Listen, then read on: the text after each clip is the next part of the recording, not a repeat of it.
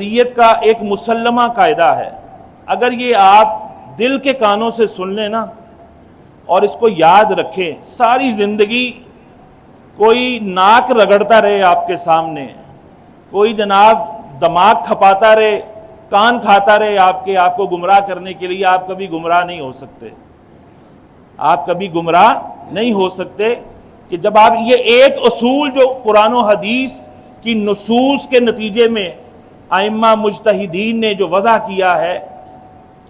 کہ الاصل فی الاشیاء الاباحۃ،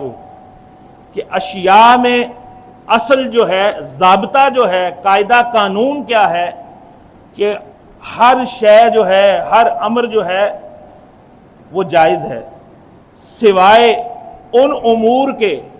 جن کو اللہ اور اس کے رسول عز و جل و صلی اللہ علیہ وسلم نے منع کر دیا۔